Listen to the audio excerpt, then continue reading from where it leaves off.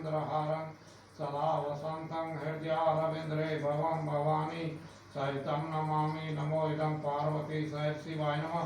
इदं प्रसन्ना भवन्तु।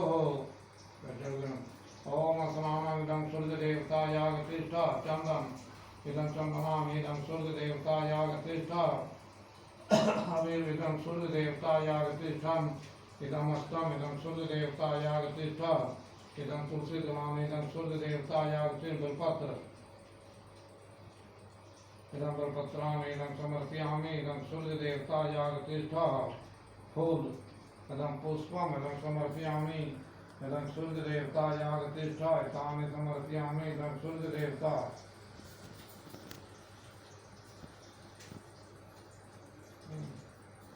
इदं नैवेद्यानि इदं समर्पयामि इदं सूर्यदेवता जल इदं जलं घृतानि इदं सूर्यदेवतायागतिष्ठ दक्षिणा इदं प्रदक्षिणा एतानि समर्पयामि इदं सूर्यदेवतायागतिष्ठ ओम वक्रतुण्डा महाकाय काव्यासुर्जा कोटिसम्प्रदातमिदं नमो तानि समर्पयामि इदं सूर्यदेवता या प्रसन्ना भवन्तु।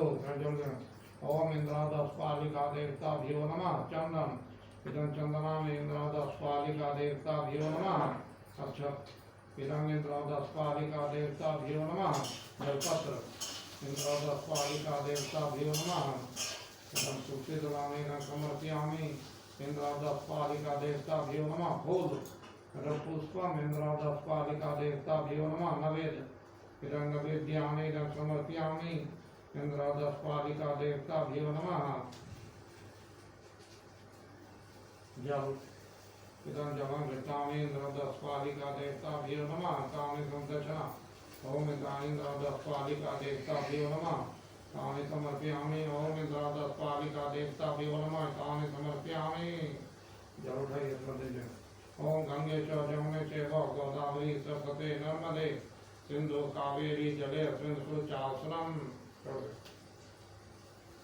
ओम कांडा कांडा पुरुषोत्तम जाता गीते तानि समर्पयामि इदं कलशदेवतायागतिष्ठः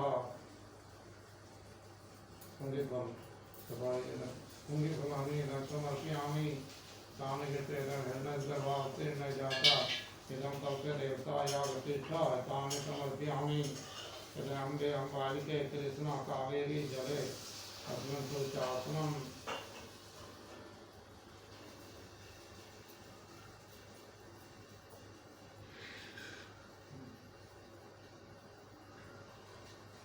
अम्बे अम्बालिके कृष्णा कावेरी जले अस्मिन् तुलसीआसनं ढगन्ना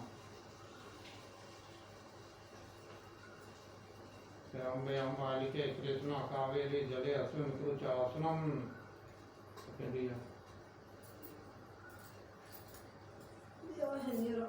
ऊपर फल धर दिए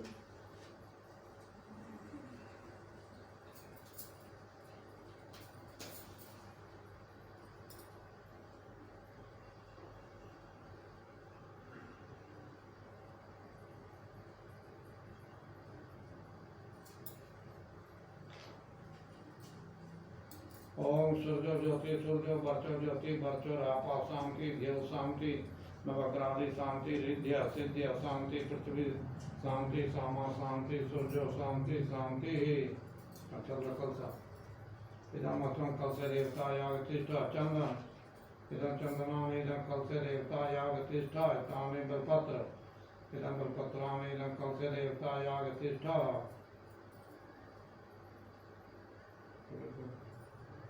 खोल दीजिए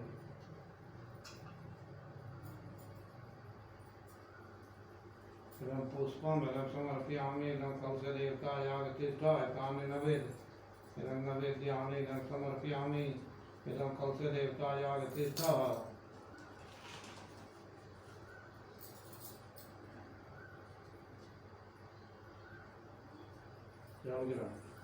इदं जलं घृतानि इदं समर्पयामि इदं कलशदेवतायागतिष्ठ अर्जुन ओम गंगे च जमुने चैव गोदावरी सरस्वती नर्मदे सिंधु कावेरी जले अस्मिन् तुलसीआसनं स्नान करें भगवान का कटोरी लेके ना बैठा ओम गंगे च जमुने चैव गोदावरी सरस्वती नर्मदे सिंधु कावेरी जले अस्मिन् तुलसीआसनं गंगे च जमुने चैव गोदावरी सरस्वती नर्मदे सिंधु कावेरी जले अस्मिन् कुरु चासनम्।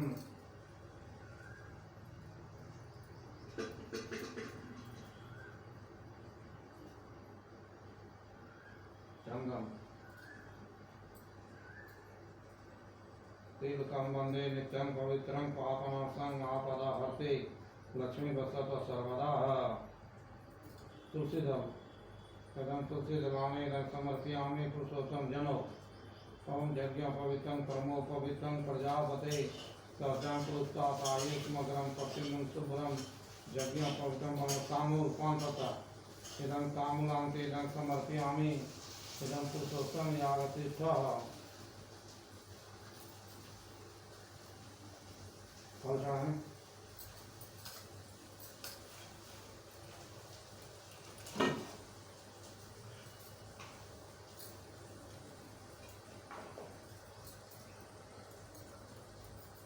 इदं नैवेद्यामि इदं समर्पयामि कामे गिरे पूजे समर्पयामि इदं पुरुषोत्तम यागतिष्ठः कामे समर्पयामि।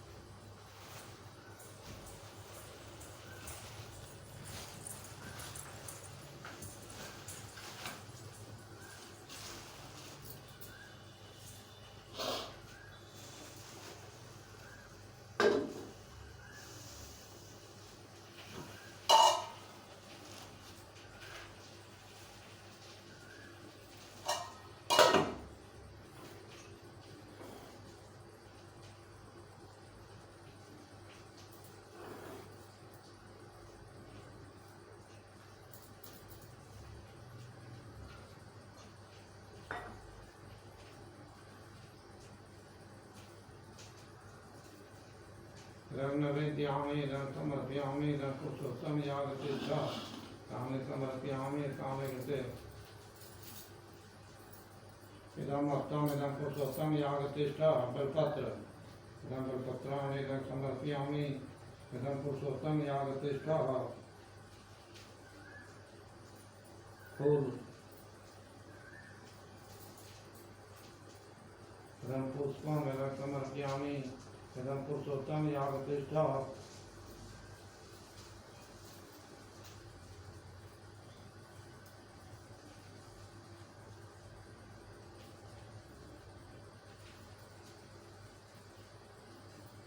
जलगिरे इदं जलघृतानि इदं समर्पयामि इदं पुरुषोत्तम यागतिष्ठः।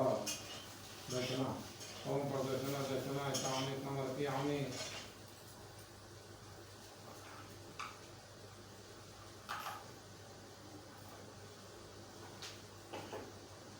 दक्षिण पुरुषोत्तम यागतिष्ठः। ओम तमेव माता च पिता तमेव तमेव बन्धु च सखा तमेव तमेव विद्याधनं तमेव तमेव सर्वं देव देवः।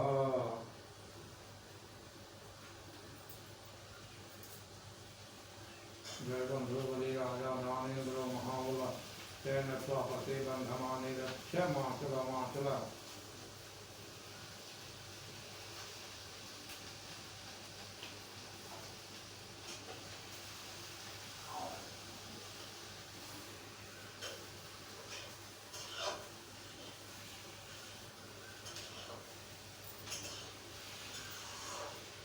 इदं नवग्रादि यागतिष्ठः चंदन इदं चंदनानि इदं नवग्रादि यागतिष्ठः यवेत् इदं नवग्रादि यागतिष्ठः बेलपत्र इदं नवग्रादि यागतिष्ठः दुग्धि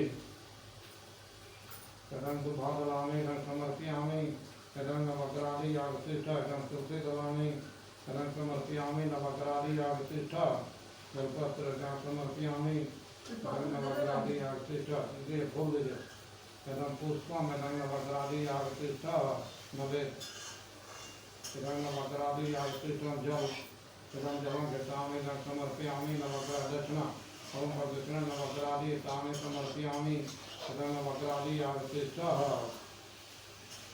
इदं अस्माकं ग्राम देवता कुल देवता इदं ग्राम देवता कुल देवता जब इदं ग्राम देवता कुल देवता सर्वदेवा विचंदन इदं चंदना इदं ग्राम देवता कुल देवता हविर इदं ग्राम देवता कुल देवता सर्वजन तुलसी दलानि इदं ग्राम देवता कुल देवता सर्वदेवाभ्यो नमः बेलपत्र इदं ग्राम देवता कुल देवता सर्वदेवाभ्यो नमः फूल इदं पुष्पम इदं ग्राम देवता कुल देवता सर्वदेवाभ्यो नवेद इदं नवेद्यामि इदं समर्पयामि इदं ग्राम देवता कुल देवता सर्वदेवाभ्यो नमः जल इदं जलं घृतामि इदं ग्राम देवता कुल देवता सर्वदेवाय प्रसन्ना भवन्तु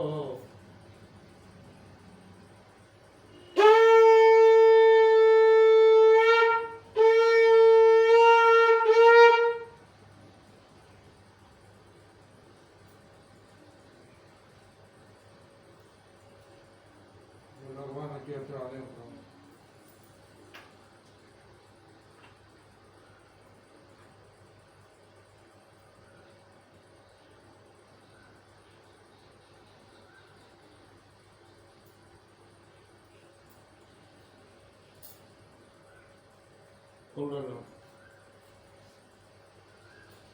बोले से सत्यनारायण भगवान की नारायण नमस्कृत्य नरोचम देवी सरस्वती मुद्रियेत आज कथा व्यासोवाच एक समय समस्त प्राणी चाहने वाले मुनि लोग नियम से बनना पसंद करने वाले सभा किए। उसी समय तेजस्वी व्यास जी के से लिए हरि स्मरण करते वहाँ आए। समस्त शास्त्र के जानने वाले श्री अधिक महासोन गांधी मुनि उठ खड़े हो गए। सभी धर्मों के जानने वाले में श्री सूर्य ने उस परम वैष्णव सोन का ऋषियों को शीघ्रता से साष्टांग नमस्कार किया। सोन का आसन पर संपूर्ण शिष्यों सहित अति बुद्धिमान सूर्य बैठे हुए सूर्य सोन का मुनियों ने विनय पूर्वक हाथ जोड़कर पूछा, हे मास्टर सूर्य, इस कलयुग में मनुष्य की हरि भक्ति किस उपाय से होगी? क्योंकि कली काल में सब प्राणी पाप करने में तत्पर तथा वेद विद्या से विहीन होंगे, इसलिए उनका कल्याण किस प्रकार होगा? इस कल्याणी प्राण रहेगा तथा थोड़ा आयु धन रहित अनैतिक मनुष्य होंगे। प्राय पुण्य परिश्रम तो होता है, यदि सत्तम कलयुग में कोई पुरुष न करेगा, पाप में प्रवृत्ति होगा, विचार अपने वंश सहित नष्ट हो जाएंगे। हे सूर्य, जिस स्रोत में पुण्य प्राप्त हो ऐसा हम लोगों को बतलाइए। जिसके हृदय से पुण्य और पाप करता है उसके पुण्य और पाप का वही भागी होता है, ऐसा शास्त्र का निर्माण है। पुण्य का उपदेश दियावान कपट निष्पाप अविरोधी ये चार मनुष्य नारायण के समान है।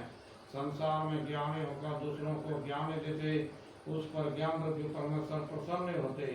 जो पुरुष रचनापूर्ण ज्ञान से दूसरों को संतुष्ट करते उन्हें मन नारायण ही जानना चाहिए। हे महात्मते, ऐसा कौन वर्षीय तप है जिसके करने से मनोवांछित फल प्राप्त होता है? हमारी सुनने की इच्छा है, उसको कहिए। हे मुनि श्रेष्ठ, आप वेद वेदांत के ज्ञाता हैं, आपसे श्रेष्ठ दूसरा वक्ता कोई नहीं, क्योंकि आप श्री वेद व्यास जी के शिष्य हैं।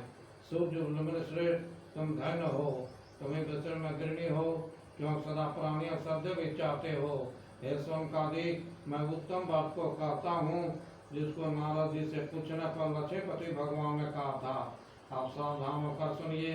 इति श्री स्कंद पुराणे रेवाखंड श्री कृष्ण भक्त कथा प्रथमो अध्याय। एक बार बोल दे श्री सत्यनारायण भगवान की।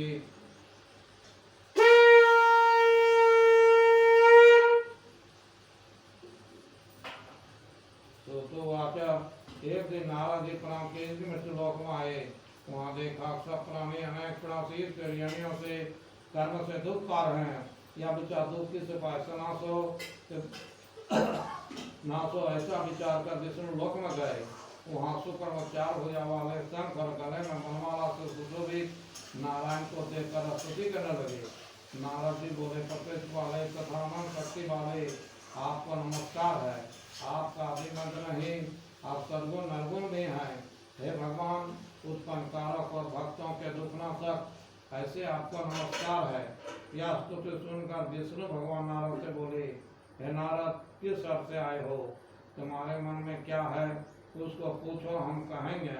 नारद बोले, हे नाथ, मृत्यु लोक में समस्त पुरुष अनेक उत्पन्न होकर अपने पाप कर्म से कलुषित रहे। हे महाराज, जिस पर कल दूर हो वो अपा मैं सुनना चाहता हूँ। भगवान बोले, समझ जनों पर कृपा करके तुमने बहुत अच्छा पाय पूछा। जिसके करने से मनुष्य मौत से कट जाए, ऐसा पाय मैं करता हूँ। सुनो हे नारद जी, जो व्रत स्वयं मृत्यु लोक में दुर्लभ है, उसे आज आपके सलह में प्रकाशित करता हूँ। यह श्री सत्यनारायण भगवान का व्रत है, जिसको विधि पूर्वक करने से इस लोक में सुख और अंत में मोक्ष मिलता है। यह सुन नारद जी बोले, इस व्रत की क्या विधि है? उनमें किसने किया तथा किस में व्रत करना चाहिए, उसको विस्तार पूर्वक कहिए। भगवान ने कहा कि इस व्रत के करने से दुख साधि धाम धाम की वृद्धि सुबह सर्वत्र विजय होती है। मनुष्य सदा किसी दिन सायंकाल के समय श्री सत्यनारायण भगवान का पूजन करें। भाई बंधुओं ब्राह्मण साथ धार्मिक नैवेद्य भोग लगाना चाहिए। भोग में केले का फल, शक्कर, घी, दूध, गेहूँ का चूर्ण, शक्कर अथवा गुड़ मिलाकर समय 5 सेक लगाना चाहिए। कथा सुने के बाद दक्षिणा दें। श्रोता का स्मरण करते हुए अपने अपने घर जाएं। इस प्रकार व्रत करने से मनोवांछित फल मिलता है। विशेष कर कर्म तो पृथ्वी दूसरा कोई पाय नहीं। हे नारद, जिसने यह व्रत किया उसको पहले सुनो। काशीपुर में कोई निर्धन ब्राह्मण शुद्ध व्यापा समेत पृथ्वी भी भिक्षा मांगने हेतु घूमता था। ब्राह्मण दुखित ब्राह्मण को देखकर स्वयं बूढ़े के रूप में ब्राह्मण का पूछा, हे विप्र, किस हेतु पृथ्वी घूमते हो? हमारी सुनने की इच्छा है, आप कहिए। मैं अति दरिद्र ब्राह्मण हूँ, भिक्षा के लिए भूमि पर घूमता हूँ। यदि आप कोई पर जानते हो तो हमसे कृपा करके कहिए। जिस रेट मनोरथ के परिपूर्ण करने वाले श्री सत्यनारायण को तुम व्रत करो, जिसके कारण से मनुष्य सब दुखों से छूट जाते हैं। वृद्ध ब्राह्मण को श्री सत्यनारायण से बताकर उनका ध्यान हो गए। तब ब्राह्मण ने निश्चय किया कि मैं श्री सत्यनारायण व्रत करूंगा। इसी चिंता ब्राह्मण को रात भर नींद नहीं आई। फिर सवेरे श्री सत्यनारायण व्रत करूंगा यह संकल्प कर भिक्षा मांगने लगे। उस दिन गर्भोध पाए, उसी धर्म से भाइयों से श्री सत्यनारायण को व्रत किए, जिसके प्रभाव से छूटकर धन संपन्न हो गए और ब्राह्मण सभी कर्म महीना करने लगे। भगवान ने कहा, सदानंद द्वारा के अपना पूजन को जानकर जो मनुष्य व्रत करता है वह सब पापों दुर्लभ मोक्ष को पाता है। जब मनुष्य करेगा का दुख अवश्य नाश हो जाएगा। इति श्री स्कंद पुराणे रेवाखंड श्री कृष्ण भक्त कथा 2 अध्याय।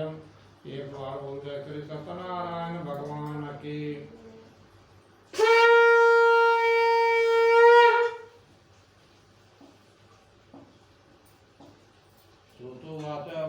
सूर्य बोले, हे सोन का अधिक, विष्णु भगवान ने जिस तरह नारद से कहा उसको मैंने कहा, और दूसरी बात पूछो उसको मैं कहूँगा। सोन का अधिक बोले, हे सूर्य, उस ब्राह्मण के बाद किसने व्रत किए उसे हमारी सुनने की इच्छा है। सूर्य मुनि लोग, जिसने यह पुनः व्रत कर सुनिए। एक समय वह ब्राह्मण अपने धन के अनुसार व्रत करने के लिए उद्धत हुआ। उसी समय एक लकड़हारा वहाँ आया। भोग के पुलिस का बाहर रखकर ब्राह्मण के घर जाकर व्रत करते ब्राह्मण को देखा। नम्रता से प्रणाम कर बोले कि आप यह क्या कर रहे हैं, इसके करने से क्या फल होता है, उसके विस्तार पूर्वक कहिए। ब्राह्मण बोले, सर्वमनुष्य देने वाले दुखनाशक और सर्वत्र विजय श्री सत्यनारायण भगवान का व्रत है, जिसके प्रसाद से हमको धन प्राप्त हुआ है। यह वचन सुनकर लकड़हारा प्रसन्न हुआ। प्रसाद को खाकर जल पीकर भगवान श्री सत्यनारायण जी का ध्यान करते हुए उसी नगर में चले गए कि आम की लकड़ी बेचने जो जल तक प्राप्त होगा उसी से मैं श्री सत्यनारायण उत्तम व्रत में आवेश करूंगा। ऐसा मन में विचार कर लकड़ी को माथे पर रख नगर में जहाँ धनी बसते थे वहाँ गए। वो दिन लकड़हारे को धन प्राप्त हुए, जिससे अत्यंत सुंदर पके पके केले का फल, शक्कर, घी, दूध, गेहूँ का चूर्ण सुबह पर लेकर आया। तब अपने बांधवों को बुलाकर विधिपूर्वक श्री सत्यनारायण का व्रत किए, जिसके प्रभाव से लकड़हारा धनपुत्र से युक्त हो गए। इस लोक में सुख होकर अंत में सत्य हो गए। मैं और कहता हूँ उसको सुनिए। इसी श्री स्कंद पुराणे रेवा खंडे श्री सत्य व्रत कथा तृतीय अध्याय। एक बार बोल दे श्री सत्यनारायण भगवान की।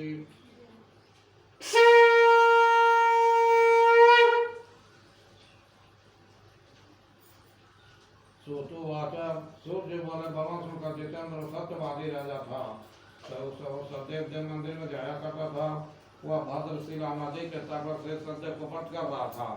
उसी समय एक साधु बनिया हुआ है। वाणी के बातें बहुत से धन परिपूर्ण नाव को तिल पर लगाकर आप राजा के पास गया। वहाँ राजा को व्रत करते नम्रता से पूछे। साधु बोले, हे राजन, भक्ति पूर्वक यह क्या करते हैं? उसके हमसे कहिए, हमारी सुनने की इच्छा है। राजा बोले, हे साधु, श्री विष्णु भगवान का पूजन है, उसे अपने मानव पुत्र आदि प्राप्ति मैं करता हूँ। तो साधु बनिया नमस्कार करके नम्रता पूर्वक, हे राजन, व्रत तो मुझसे भी कहिए, मैं भी करूँगा, क्योंकि मेरे भी कोई संतान नहीं है तथा इस वर्ष से अवैध होगी। व्यापार से निवृत्त होगा आनंद सदान व्रत को कहा और संकल्प किया, जब मेरी को संतान होगी तो आवागमन का व्रत करूँगा। फिर थोड़े समय उसकी स्त्री लाती गर्भवती हुई। सुंदर एक कन्या का उत्पन्न हुआ, जो शुक्र व चंद्रमा पढ़ने लगी। तब कन्या को कलावती नाम रखा। एक दिन लीलावती अपने स्वामी से मधुर वचन बोली कि पहले का संकल्प क्या व्रत क्यों नहीं करते? साधु बोले, हे प्रिय, इसके विवाह में मैं व्रत करूँगा। इस प्रकार स्त्री को समझाकर व्यापार के नगर में गए। इधर कलावती पिता के घर में बढ़ने लगी। धार्मिक साधु बनियों सखियों सब लड़की को विवाह का दूत का बुलाकर भेजा। साधु कैसे आज्ञा पाकर विवाह के निमित्त कन्या योग पर बचा ले आओ। दूत कंचन नामक नगर में गए। वहाँ सोने के पुत्रों को लेकर साधु के पास आया। साधु सुंदर लड़के के बंधुओं से पसंद से कन्या का विवाह कर दिया। दुर्भाग्य से विवाह समय उस व्रत को भूल गए जिससे सत्यनारायण जी संतुष्ट हुए। तब कुछ वाणी विश्वास साधु व्यापार की इच्छा से अपना दामाद का रत्न संख्या का व्यापार करने लगे। उसी समय श्री सत्यनारायण स्वामी साधु बने भरत पटिया नाम का श्राप दिया, नीचे तेरे पर भारी कठिन दुख पड़ेगा। उसी दिन राजा का धन चुरा कर अपने पीछे देखते साधु बनिया की तरफ गए। दौड़ते हुए राजा के दूतों मन में डर से धन में चोर कहीं छिप गए। उन दूतों ने साधु ने कहा, राजा को प्रसन्नता बोले, राजन, दो चोरों का लाए हैं, इसकी आज्ञा दीजिए। राजा ने साधु को देखकर विचार से आज्ञा दे दी और दूतों ने अच्छी तरह बांध कर साधु बनिया को बंदी खाने में बंद कर दिया। इति श्री स्कंद पुराणे रेवा खंडे श्री सत्य व्रत कथा चतुर्थ अध्याय। एक बार बोल दे श्री सत्यनारायण भगवान की।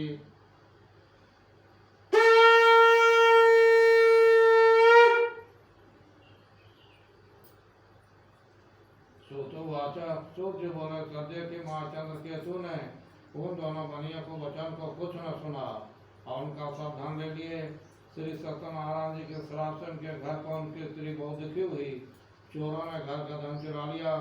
आदि व्याधि भूख प्यास चिंता घर घर घूमने लगी और कलावती कन्या भी घूमने लगी। एक दिन रात से भूख दुखित कन्या वह ब्राह्मण के घर गई।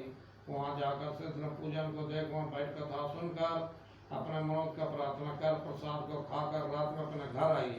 तब लीलावती ने कन्या का अत्यंत फटकारा, हे पुत्री, इतनी रात तक तू कहाँ रही और तेरे मन में क्या है? तब कलावती कन्या माता सत्य वचन बोली, हे माता, मनोज को परिपूर्ण करने वाले श्री सत्यनारायण के व्रत को मैंने ब्राह्मण के घर में देखा है। तब लीलावती अपनी कन्या कलावती सुनकर श्री सत्य भजन के लिए उद्धत हुई। पतिव्रता साधु अपनी कन्या सहित बंधु बांधवों साथ श्री सत्यनारायण के व्रत को किए और श्री सदैव वर्मा गए कि सदैव जी, हमारे पति दामाद जल्दी से अपने घर आ गए, मेरे पति दामाद के अपराध को क्षमा कीजिए। पूजन से श्री सत्यनारायण स्वामी संतुष्ट हुए और चमकेतु राजा को दिखाया कि राजन, कल सवेरे दोनों सज्जन बनियों को छोड़ देना और उनका धन जिसको तुमने लिया है उसे दे देना, नहीं तो तेरा राज को नष्ट कर दूंगा। ऐसा राजा कर सदैव ध्यान हो गए। तब प्रातः कर राजा ने सब सुनाकर कहा, बंदे बनियों को छोड़ दो। राजा के वचन सुनकर बंदी राजा के निकल आए और विनय पूर्वक कहा कि राजन, इन दोनों बनियों को बंधन से छुड़ा कर लाए हैं। तब वे दोनों महाराज चंद्रकेतु को नमस्कार करके पूर्ण करते हुए राजा चंद्रकेतु से उन्होंने भय से कुछ न कहा। बनी पुत्र आदर से कहा, भाग वक्त तो बड़ा मिला, अब भय मत करो, श्रृंखला करवाए, कर्मादि कराए, वस्त्र आभूषण देकर दोनों पर राजा ने अत्यंत संतुष्ट किए। पहले जितना धन लिया था उसका दूना धन दिया और अपने घर जाने को कहा। साधु ने राजा को प्रणाम करके कि आपके प्रशासन में जाता हूँ। इसी श्री स्कंद पुराणे रेवाखंड श्री सत्यनारायण कथा पंचमो अध्यायम। एक बार बोले श्री सत्यनारायण भगवान की।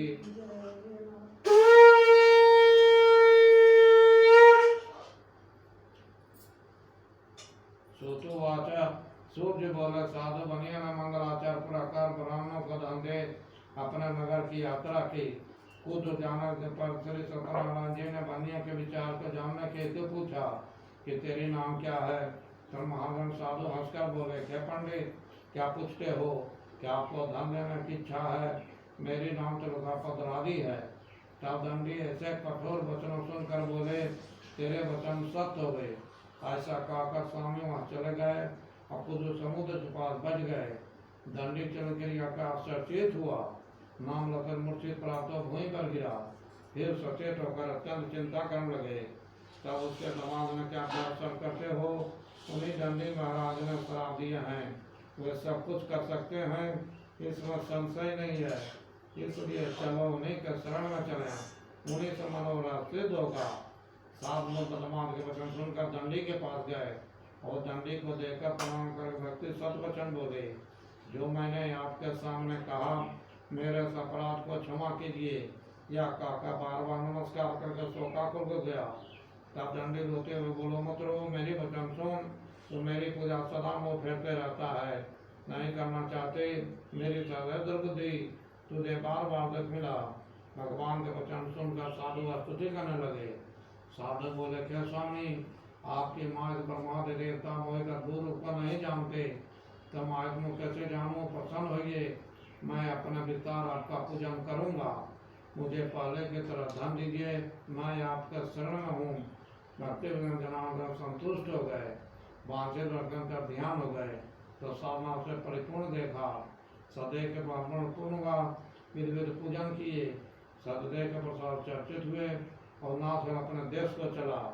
साधु अपने दामाद से कहने लगे कि मेरी रचना पूरी को देखो, ऐसा कर धन के दूतों को घर ले जा। वह साधु को प्रणाम कर वांछित वचन बोले कि राम के दामाद सहित साहूकार बहुत से धन से युक्त हैं। दूत के मुख से ऐसे वचन सुनकर हर्षित हो सदैव का पूजन कर कन्या से कहने लगी, मैं जाते हो, तुम शीघ्र बस साफ करके आओ। लड़की माता के वचन सुनकर बस समाप्त कर प्रसाद को त्याग कर पति देखने चली गई। इसी कारण इसका अपना देख करके पति दौड़ हो गया, जल में डुबा दिया। इसी हेतु भूमि पर गिर पड़ी। साधु ने कन्या को भयभीत मन से कहा, यह का आश्चर्य हुआ और नाव का चढ़ने वाला भी चिंता करने लगे। तब लीलावती अपनी कन्या में विकल हो गई और विलाप करके प्रकार कहने लगी, इसी छाव का सिर का भेद हो गए, न जाने किस देवता सलाह से मौका नहीं दिखाई पड़ती। श्री सदैव का महात्मा कौन जान सकता। रोती हुई कन्या को गोद में देकर विलाप करने लगी। कलावती स्वामी के नष्ट अत्यंत दुखित हुई, पति के पादों के लिए सत्य में की इच्छा करने लगी। इस तरह को देखकर धार्मिक स्त्री अपनी चिंता करने लगे कि सदैव का माया बार बार भूल गया हूँ, अपने वैभव विभव के अनुसार पूजन करूंगा। फिर सबको बुलाकर अपना मनुष्य करने लगी और पृथ्वी के सदैव बार बार दंडवत करने लगे। इस पर दोनों का पालन करने वाले श्री सदैव संतुष्ट हुए। भक्त पर आकाशवाणी हुई कि तुम्हारी कन्या प्रसाद को त्याग कर पति देखने चली गई। इसी कारण इसका पति अदृश्य हो गया। घर जाकर प्रसाद को खाकर यदि आवे तो अपने पति में संदेह पाएगी। कन्या ने आकाश मंडल से वचन सुनकर सिर्फ प्रसाद को खाई और घर जाकर अपना पति को देखा। तब कलातीत ने अपने कहने लगे, घर को चलिए, देर क्यों करते। उसके वचन सुनकर साधु दामाद अपने घर गए। घर जाकर सत्य का पूजन हर महीने में संक्रांति पर विधि पूर्वक करने लगे। इंद्र लोक में सुख पाकर अंत में सत्य लोग गए। हे मुनिश्रेष्ठ, मैं और कहूँगा, उसका सुनिए। इति श्री स्कंद पुराणे रेवा खंडे श्री सत्यनारायण कथा कष्टम अध्यायम। एक बार बोल दे श्री सत्यनारायण भगवान की।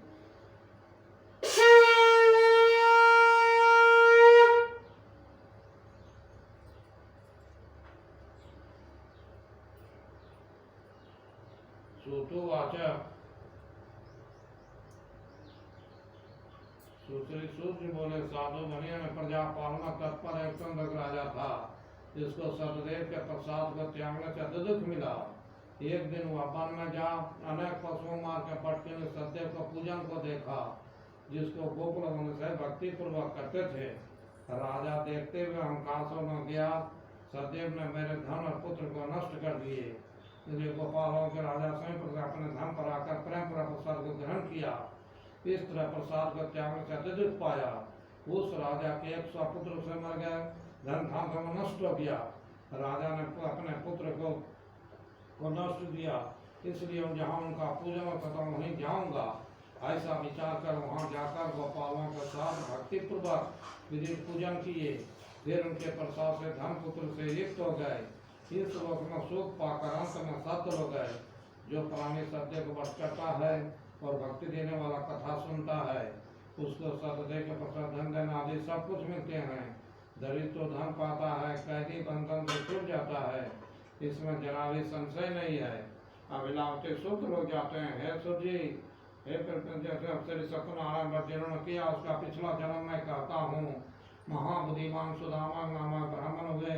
उस जन्म श्री कृष्ण का ध्यान करके मोक्ष को प्राप्त हुआ। काट के बेचने वाला गुराज हुआ, जो रामचंद्र की सेवा करके मोक्ष को प्राप्त हुआ। उनका मुख महाराज दशरथ हुए, इसको पूजा करके श्री वैकुंठ को गए। धर्म सत्य बांधने वाला राजा साधु वैष्णव ध्वज हुआ, अपना शरीर अपने कटवा कर ब्राह्मण को दान करके मोक्ष को प्राप्त हुआ। तो राजा वैमनु हुए, सबको विष्णु कृपा से वैकुंठ को गए। इति श्री स्कंद पुराणे रेवा खंडे श्री सत्यनारायण सप्तमोऽध्यायः समाप्तम्। एक बार बोलते श्री सत्यनारायण भगवान की।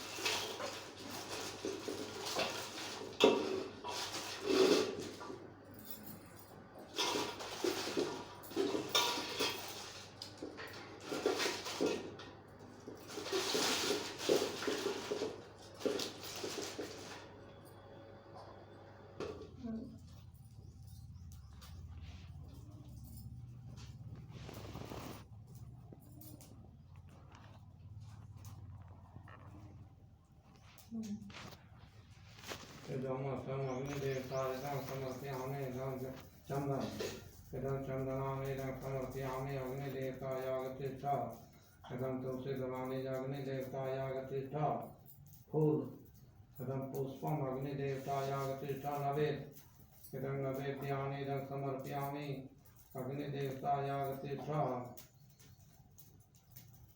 जल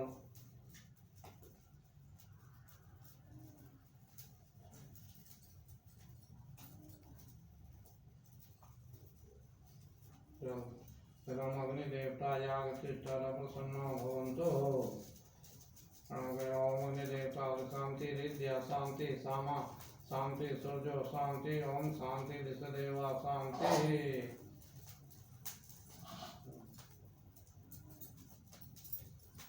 ले लो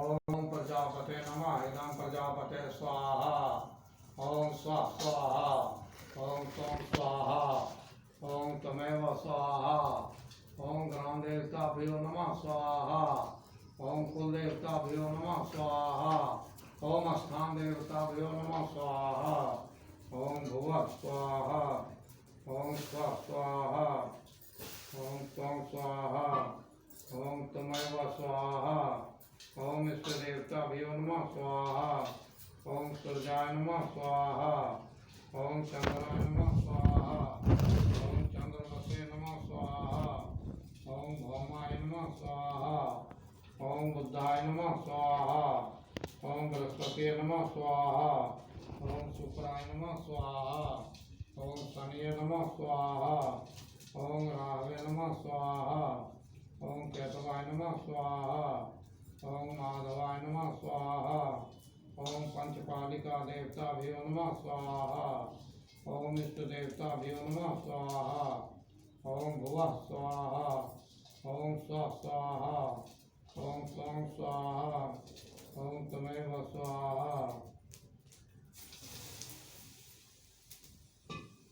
ओम यं हि कली चामुंडाय वचे स्वाहा ओम यं हि कली चामुंडाय वचे स्वाहा ओम नमो भगवते वासुदेवाय स्वाहा ओम नमो भगवते वासुदेवाय स्वाहा ओम ग्राम देवताभ्यो नमः स्वाहा ओम स्थान देवताभ्यो नमः स्वाहा ओम कुल देवताभ्यो नमः स्वाहा ओम भुवः स्वाहा ओम स्वाहा ओम स्वाहा ओम तमेव स्वाहा ओम स्वाहा ओम स्वाहा ओम तमेव स्वाहा।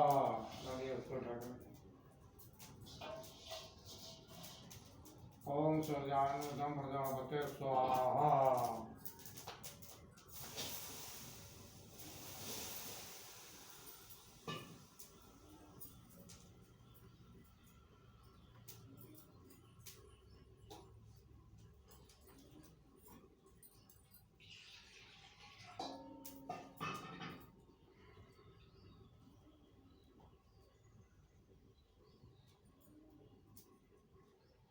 ओम विसर्जामि पूज्य नमो तंत्रा शस्त्राणि तानि ऋते पूज्य इदं प्रजापते स्वाहा जल गिरा इदं जलं घृतानि इदं समर्पयामि आचमन्ये तानि समर्पयामि इदं नमो जानति इदं समर्पयामि प्रसन्ना भवन्तु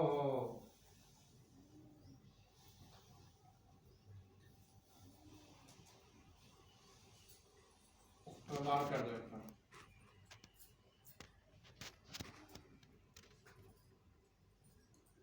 पाँच वो दिन पाँच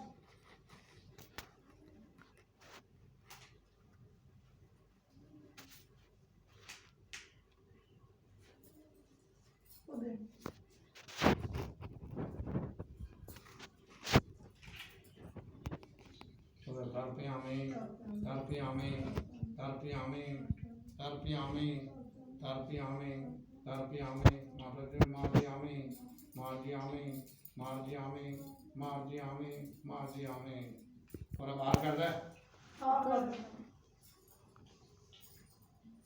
चलो आते जो भाई